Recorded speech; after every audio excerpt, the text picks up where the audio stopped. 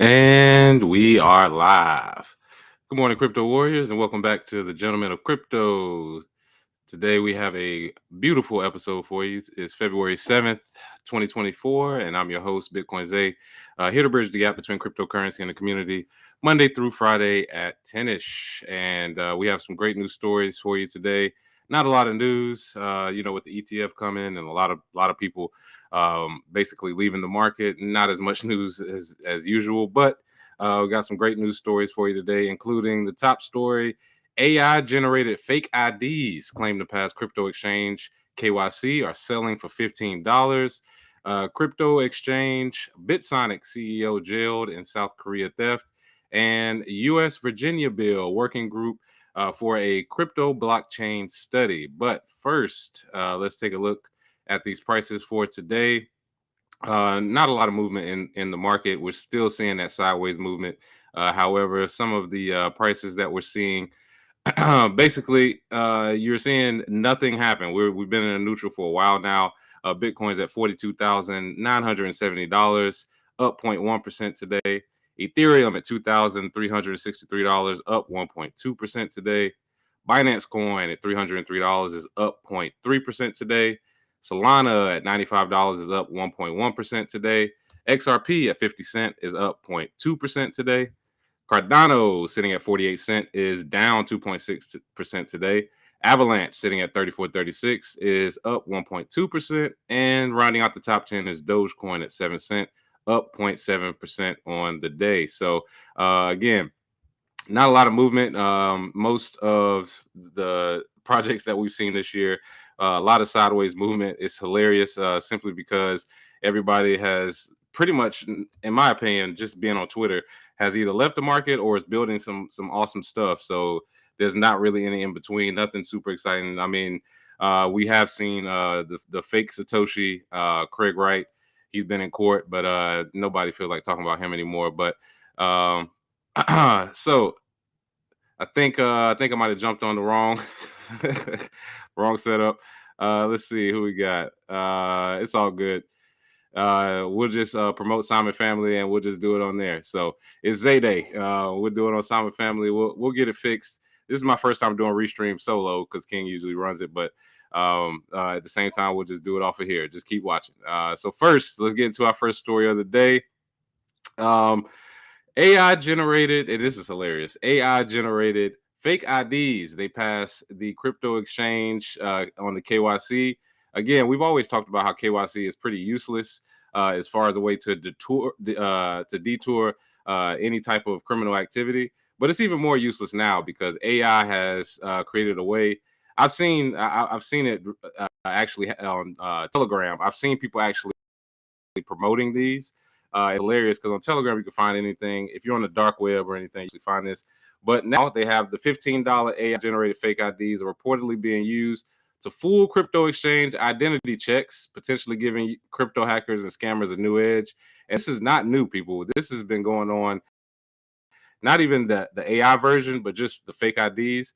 I think I saw it the most. It's like there were so many fake profiles of Binance when they did a huge cleanup after 2017. I mean, it was just a stream of fake KYC and fake accounts. But a new service claiming to use AI neural networks and generators to create fake driver's license and passports has reportedly succeeded in passing your KYC checks on multiple crypto exchanges, and the cost is only $15 a pop. The site OnlyFake, everybody's using that OnlyFans repeat, generates realistic fake driver's licenses and passports from 26 countries, including the United States, Canada, Britain, Australia, and multiple European Union countries, and takes payment in multiple cryptocurrencies through Coinbase's commercial payment service. 404 Media reported that it successfully bypassed the KYC verification of crypto exchange OKX, which I have seen that there as well, using a photo of a British passport the outlet generated with the site, where the ID appeared to be laid on a bed sheet as if a picture was being taken. So here's the ID here if you want to look at it. Looks, I mean, if you're using standard software, it looks real. It has the information there. And because people can make fake IDs in real life, there's no way AI is not going to be able to do the same thing. It's just out there now. So Telegram channel seen by Cointelegraph, probably the same Telegram channel I saw. Also shows the site's users sharing their apparent success and using the IDs to bypass verification at various crypto exchanges, including Kraken, Bybit, BitGet, Huobi, and PayPal. So again, we've talked about KYC from the standpoint of having to do it in the name of basically you're guilty until proven innocent. This is just, I mean, this is the nail in the coffin at this point. If you can generate AI passports for $15, excuse me, who knows how much more fake IDs are out there, fake accounts. They're using it for crypto. They're never going to find some of these people. And of course, it's a global network. So again, you have people from all over the world using VPNs, using different servers, and then now you have the fake IDs for KYC. Nothing is real anymore, people. It's all fake. Everything's fake. Everybody's body is fake. Everybody's social media is fake. AI pictures are coming out of Taylor Swift, and they're fake, but people are getting sued over that. I mean, everything is just fake nowadays. The service could be a boon for crypto scammers and hackers who could use fake documents to open exchanges and bank accounts, protecting their real identity, making it more difficult to track. Pseudo anonymous owner John Wick claimed to 404 Media that the IDs could bypass the KYC. And an OKX spokesperson denies any allegations or implications that it condones or accepts or disregards fraudulent conduct and is working with its teams and external partner to investigate the report. I'm going to be honest with you. I don't think that OKX is doing this on purpose, of course. I don't think Kraken, definitely not PayPal or any other ones. I don't think they're doing this on purpose. What I will say is overall, you have to realize that if they're using these software services in order to try and check people's ID and they don't work, these software services have to change. It's not the exchanges. And of course, with regulations, they have to have some sort of KYC program. So if the software is bad, if the software is not picking up on it, it's pretty much over, people. I'm gonna be honest with you. It's not even a it's not even a question at this point. If AI can fake the IDs, of course, too, putting this story out is a signal to a bunch of people that, hey, I can get fake IDs for $15. It's not like they're going to catch the telegram and then shut it down. It's like a game of whack-a-mole. It's probably 10 telegrams that have that now, and they're probably charging less. They're like, well, I'll do it for $5. I'll do it for $10 because an AI picture takes literally 10 seconds of typing the information and generate it, and it's fake. So you can put fake name, fake numbers, all that. And if you got a bot or if you got a script that can do it automatically, I mean, the sky's the limit. We're talking about pumping out IDs. Imagine sitting there and you can do like basically 100 IDs an hour. And then you sit there and you do, $1,000 an hour worth of IDs. I mean, you could sit there for a few hours a day and make bank. So I keep trying to show like family members and friends how deep AI goes, because the fact that they're just now seeing it means that it's very, very developed and it's only going to get worse at this point. And I think this is just something that crypto is going to have to deal with. And I think overall, this is not technically a quote unquote bad thing, except for the innocent people who are actually trying to be in the crypto market, because now it's going to reflect bad on the good actors. Because if the bad actors come in and if they're overpowering the good actors, it's going to look bad on all of us. Overall, though, I don't think KYC should be required anyway. I just think that if you're using crypto, it should be outside of the purview of the traditional finance market, because it's not traditional finance. Nobody actually wants KYC, and it's very KYC and anti-money laundering laws. They rarely do anything to stop it per se until it gets too much. Like if somebody's making billions of dollars or like $100 million, usually they catch it. But a lot of the small fish making 10,000 here, 40,000 there, 30, they don't get caught for a long time or caught at all, because KYC honestly is a joke. The KYC AML is a joke. And if you want actual free markets, laissez-faire economy, it's sort of Austrian economics, KYC shouldn't even be a thing. And in the old CryptoPunks manifesto, privacy is sort of the main root of that. And if we're using pseudo-anonymous or anonymous cryptocurrencies, why do we need this? And this is just, again, this is somebody either watching this or there's some kid out there that's super smart is going to take this, streamline it, and it's really going to be no way to stop it unless the software companies become better and train their AI to catch their AI. And we said this before on the show. We said that the AI wars are going to get deep, because it's going to be like, my AI can catch your AI lying, or your AI is going to be able to sense when this AI isn't real. it's whatever. People are gonna get so tired of it at a certain point. I think we're just gonna go back to cash. I want to meet you in person. I want to shake your hand to see you, because AI is just too crazy at this point. So taking a look at some of the people in the comments. Yeah, shout out to everybody in the comments. I think I did get on the wrong one, but hey, make sure you subscribe to Simon Family Investments. Make sure you watch them when they're on. We're all on the same channel. Again, first time doing it solo, so on this platform. So make sure you check them out. But yes, good morning, family. Good morning. Memories of Mike says, I'm so deep in the AI. It's really crazy. Exactly. I mean, I've been lost in the wormhole pretty much now for about I would say the last 9 months. I've been going out every night. I take at least 2 hours. I use Grok. I use Mind Journey or Mid Journey. Sorry. Use Chat GPT. I use Bing's AI. Just testing it out, trying new stuff. And then when you watch videos about AI, you learn about it from certain people, certain tricks that you have, certain prompts. It's ridiculous, people. I mean, you could write an email, a resume, a paper, all within about I'd say 10 minutes. Like that's ridiculous. And for somebody that has the software to track it, there's going to be somebody that has a software that shields it, and then they're going to have to rebuild the AI war is going to get out of control, man. It's going to be out of control. So let's see how many developers. Says Allen Iverson needs to be cleaning up on everyone using his name. You know what? That's the funny thing. When people first started talking about AI, somebody had a tweet. They were saying the only AI we acknowledge is Iverson. And yeah, well, that day is over. You're going to have to acknowledge this AI because you're going to be using it. And I know a lot of companies, they're trying to train their employees on using it or having their company use it in some capacity. The main way I've seen it used is customer service, simply because that is a very good use case overall. I mean, if you have AI customer service, you don't have to hire a bunch of people and they can answer the questions, automatically. If you use any big service, you see they have AI already. PayPal and some of these other big customer service things, they already use it. So it's not a big deal at this point for people to use it for customer service. All right, so let's see. We got some more comments here. Lord Smith said we're doing it at work now. Yep, I definitely believe that. I've talked to a few CEOs where they say, "Well, the main thing is getting AI. If we can use AI to our benefit, a lot of you niggas are about to get fired." And unfortunately, I think I saw the estimates: 30% of the workforce is going to be gone in the next 5 years because AI can do certain jobs. AI and robots, they're going to be able to do certain jobs. And in a perfect world, it should basically mean that we have more production at a lower cost, which means that all of our lives should get better with less work. Too bad it's people in control. They don't want to see that. It's not going to be that way. What they're going to do is they're going to try and bribe you with free money, with free stuff. They're going to say, hey, just rely on the government. We'll just use our AI to do this. We'll use robots to do that. They're going to hide any inefficiencies if somebody dies using it or if somebody does something, screws up and steals money or whatever. They're going to hide it so it doesn't seem like it's imperfect. And they're going to bribe you with money and make it seem like, hey, just take this UBI. We'll give you universal basic income. You don't have to work. That's not how the world works, people. But just be ready for that. S1 Dubs, it says KYC is an underlying principle of the TradFi system. There is no value for KYC in crypto other than to handshake with TradFi and regulatory bodies. Exactly.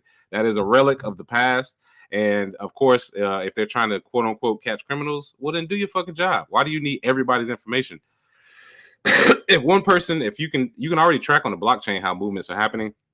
But if you are trying to track somebody doing something nefarious with their money, first things first, if you want to do that, let's start with the traditional finance. You still haven't done that. And the fact that they don't know where all this money in Swiss bank accounts and shell companies overseas, in gold underground and silver underground and different deals with oil and land, they don't know where half the money is anyway. They say it's $800 trillion in the world. I doubt it. I'm sure it's in the quadrillions, and some of the richer people, you're never going to find it. So it is what it is. Let's go to our next story here. Crypto exchange BitSonic executives jailed for $7.5 million theft. And I am truly a believer that the thefts that we've seen in the past, some of the big scammers that we've seen before, this is going to look like peanuts. I mean, even 10 million, 20 million is going to look like peanuts compared to some of the scammers that's going to come using AI.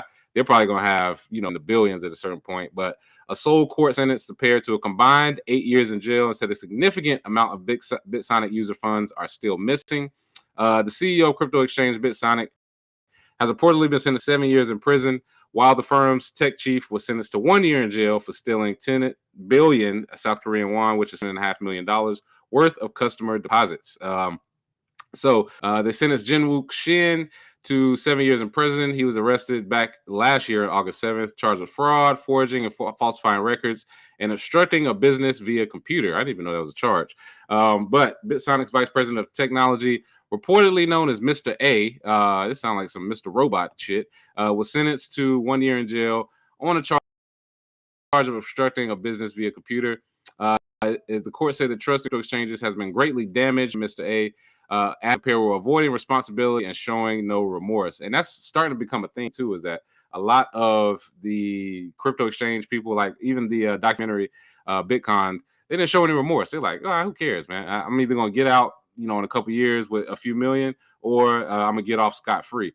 And, that's one of those, I forget what you call them, but one of those scenarios where basically you have the train coming. It's like, would you kill 2 people to save everybody, or would you try and stop the train? That type of thing. It's basically like, hey, would you go to jail for 2 years if you would come out with $5 million?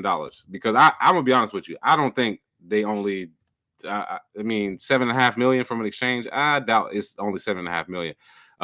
Look, here you go, goes right here. Prosecutors allege they stole 1.1 trillion won, $830 million worth of crypto from 16,000 users. Where is the rest of that crypto?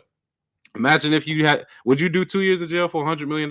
I mean, that's basically what some of these people are betting on, is like, all right, so I may go to jail for 2 years, maybe a year and a half. That's one summer. I mean, some people think of it that way. As sick as it sounds, some people really think of it that way. Like, hey man, I can go to jail a couple years, get out with $100 million. I'm only, 35 years old, 40 years old. I got the rest of my life, and they ain't never gonna find this shit. So, let's see. Lord Smith, my friend, went to feds and he met hella scammers who got caught and put the money up. Yeah, I'm not surprised. Humney, also speaking of AI, I thought the Simpsons show had an AI as an executive producer, but the guy's name was actually AI. He still looks reptilian. Yeah, the Simpsons, they got some extra shit going on. I don't know how they predict all this stuff. It's crazy. Let's see, Satoshi Slim. I'm sorry. Talking to Humney. It's going to be the quickest bubble we've ever seen when it comes to AI. When it starts losing more money than what they thought, they would rehire people back. And I'm gonna be honest with you, the AI, wave right now, everything is faster nowadays. Everything is, really quick. It happens, at a light speed. And as much as people love AI, people are going to figure out how to create their own learning language models, their own LLMs, decentralized AI. They're going to have their own version of Siri. They're going to have their own, and they're going to tweak it to their own little standards. And whoever creates a platform for people to create their own AI is going to be the next billionaire, trillionaire, whatever. And at that point, they've already opened Pandora's box, and I think it's pretty much over at this point. So, last story of the day. This is a quick news story today. Like I said, if you're reading news like I have every single day for the last basically 10 years, this is probably the last 6 months has probably been the slowest news days ever, outside of the ETF. That's it. It's just been ETF this, ETF that, ETF blah blah blah. But let's look at this U.S. Virginia bill. Seeks working group to study crypto and blockchain. The current draft of Senate Bill number 339 is a substitute amendment to the bill's initial version, which was introduced in January. U.S. lawmakers in the have proposed convening a group to research blockchain technology, digital asset mining, and cryptocurrency. This was proposed by the Senate Committee on Commerce and Labor, and will authorize the Bureau of the Financial Institutions of the State Corporation Commission to create a work group. You shit about government. This shit is like, God, the Bureau of the Financial Institutions of the State Corporation Commission to create a work. I mean, come on, man, that's a mouthful. For the purpose of studying and making recommendations on all things crypto. According to the bill, the group shall consist of 13 individuals, 5 senators, 5 delegates from the House of Delegates, 2 experts on blockchain appointed by the Bureau, and 1 member of the local government. So basically 13 people who don't know what the fuck they're talking about.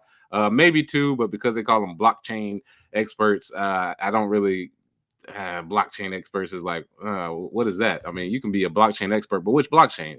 The group will meet throughout 2024 and conclude its work by November 1st, presenting a summary report to the governor and the Virginia General Assembly no later than the first day of 2025. And see, this is what we mean by government being very, very inefficient. Excuse me. Me and King could knock this out in 2 weekends with a 24 pack of beers and and 2 laptops. We could come up with all of the stuff they need to know about all of the amendments, all of the bills you need to pass in order to have regulations for mining and transactions and digital assets. We can knock this shit out in 2 weeks. Just send us 100K each, and it'll be over. But they're gonna take until November to do this shit.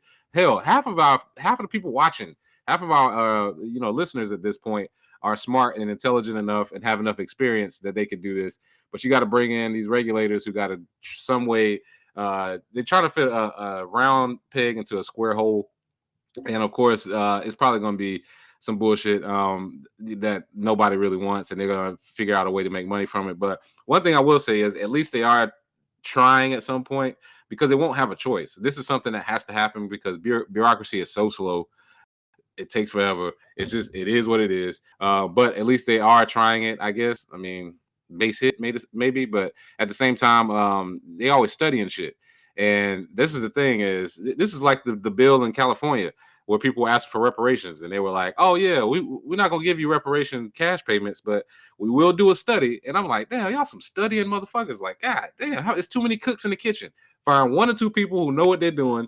They could have it done 3 months tops. They could do a whole report. They can figure out all of the background of it, and then you have your report. But this is how people get paid. They just push it along, and sometimes they push it on purpose to make sure they have something to run on to get back in office. So it's all a game. Politics is like wrestling to me. It's all fake. It's all fake. Let's see. And Carino, Laura, if you're caught with 100 million in crypto and you do your time in 2 years, how do you get back your confiscated thumb drives, assuming you don't have all that in fiat? Well, that's what I mean is, if they stole it and they moved it around, and let's say you put it in some open dimes, you moved it through Whirlpool, or you moved it through Tornado Cash, and you moved it you over the counter to somebody who has cash and traded it with them, or sent it somewhere. There's different ways to do it. I won't describe it all here because I don't want people to look for me.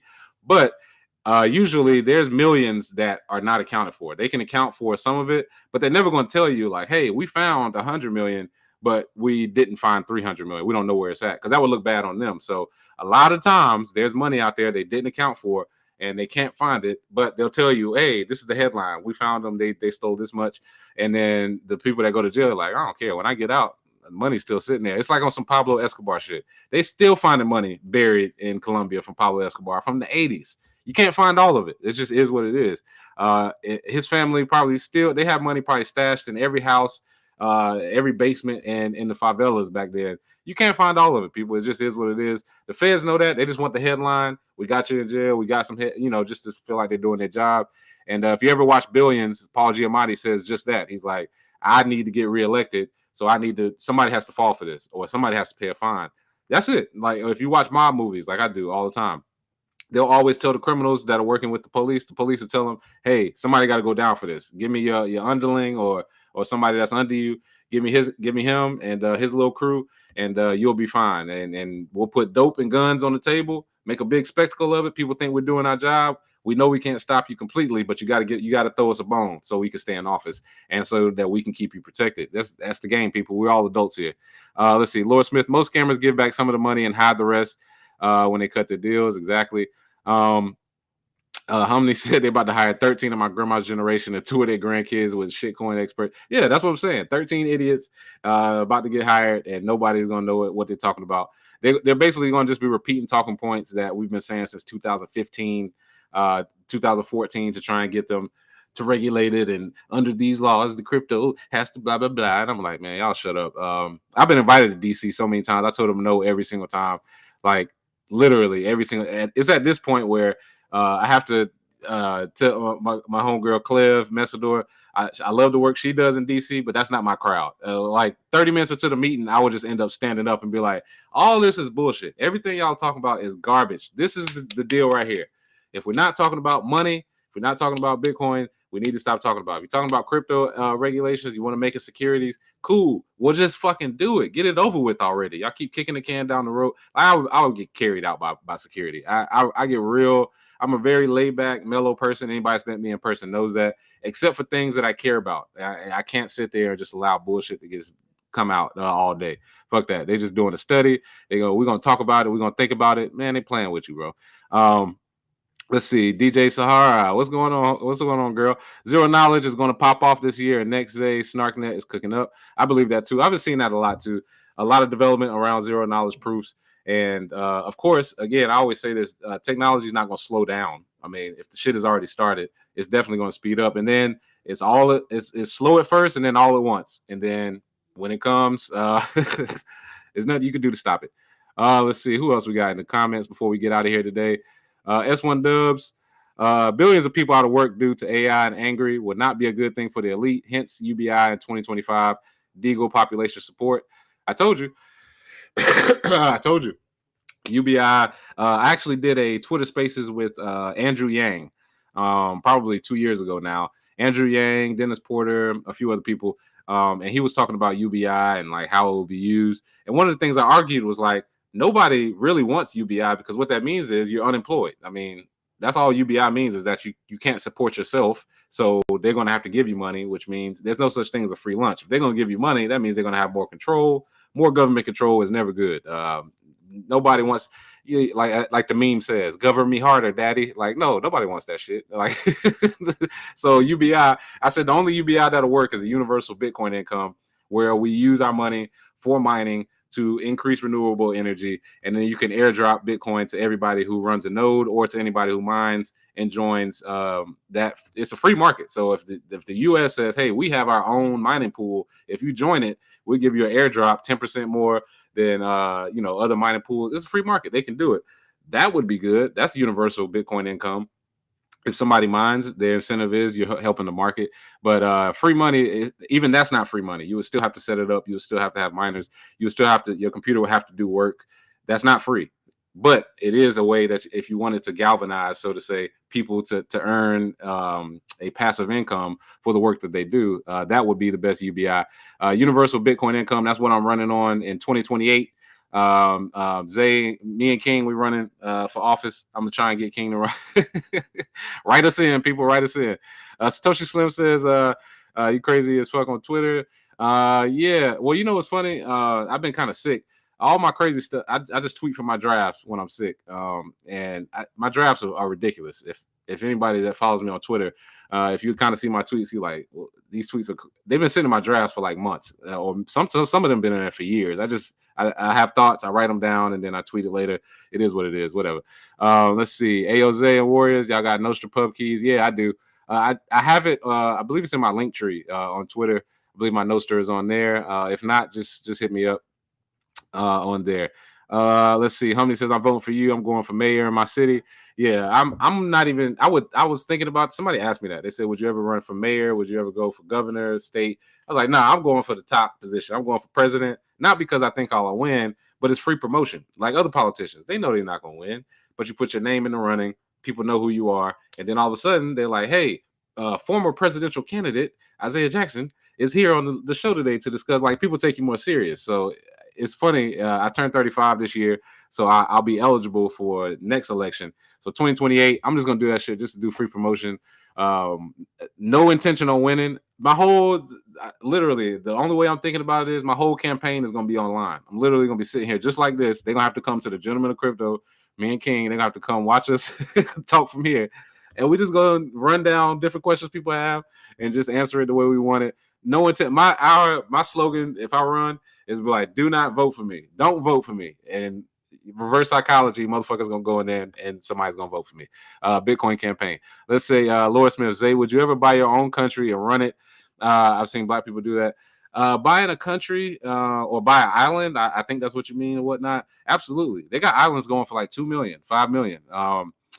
It's not building stuff from scratch is something that I'm used to doing. That would be a huge project to do.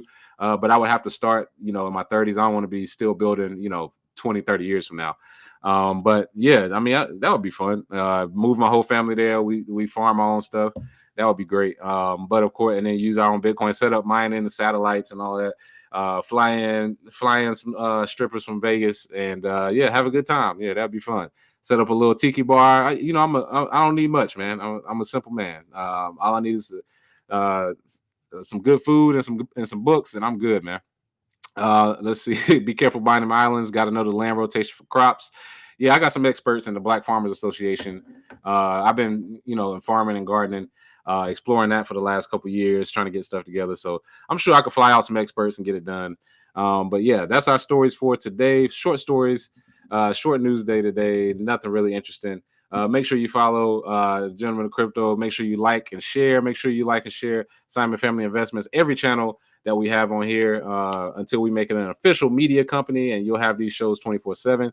Salute, Satoshi Slim. Shout out to everybody. Have a great hump day. It is Wednesday, and you all have a good one. Cheers.